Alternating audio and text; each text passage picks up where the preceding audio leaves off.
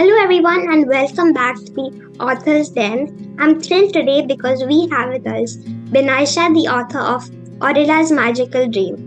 Binaisha, it's so great to have you here today. Could you share a little about yourself and your interests? Yeah, I'm Binaisha Dastoor and I'm 8 years old. I'm in 4th standard. I study in Pawar Public School. My interests are writing, then singing, dancing, and reading. Thank you, Binaisha.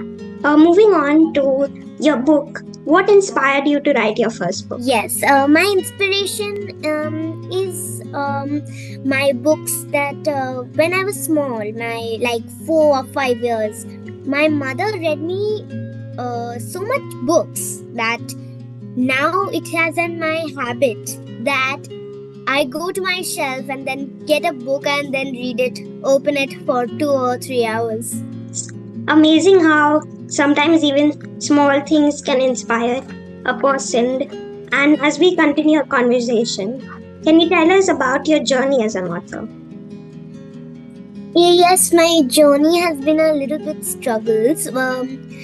First, my mother, she helped me with the typing. She also helped me with all my rough work. But first, I wrote the whole story at a rough page, and then I got these words jumbled up, and then I made my whole story. And then Mama also realized that yes, it's gonna quite a journey. It's nice how behind books, it's not only the fun part, but there are struggles, but it's always the struggles and the fun that make the journey. So That's really nice. And my next question to you is, after publishing your book, what was your plan for marketing? Yes, first my mother called my relatives, my cousins, my friends. She said that yes, my daughter has written a book. So after that, we went to All India Kids Premier League Season 2.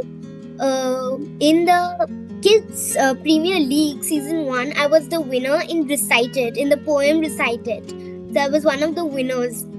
And then they gave me the platform to do a book launch in this whole platform of giving the poetry or painting or anything of the talents.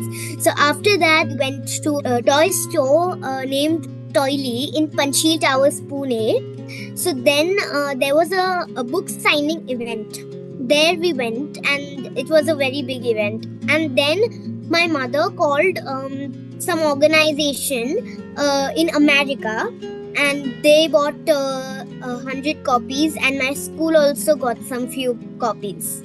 That's really nice. And after your book reaching so many people, how did you feel? I felt really proud that yes, I did something and I wrote a book. It was a dream to write a book, and I was only inspired that this is a platform of writing a book. So I was really excited for it, and my mama also helped me a lot with lots of typing work, and it was a little bit struggled. Yeah, and it's really nice. So I would like to congratulate you again on this huge achievement of writing your book. After writing your book, what's the moral you want your readers to take away with them? The moral is to listen to your heart. If you listen to your heart blindly, you can find something precious, because our heart is our own life. It can produce life, and the takeaway is that do good and get good. What made you come up with the name Aurelya's Magical Dream? See, first when the girl was walking across the woods and the forest, she heard a whisper that yes, the moon is whispering. She didn't know that. When my imagination came to her name is Aurelya. So when the dream brought up that she was watching a dream, so then I get it that Aurelia's magical dream.